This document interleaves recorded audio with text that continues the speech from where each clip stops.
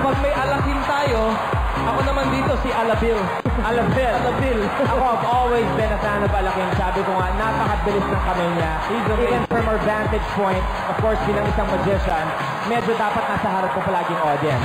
To have a magician dito sa Pilipinas, so proud to be a Pinoy. Diba? And we get to see him from the side. Yet, di pa rin natin nakikita kung gano'n niya kabilis ang mga threads niya. Alakin!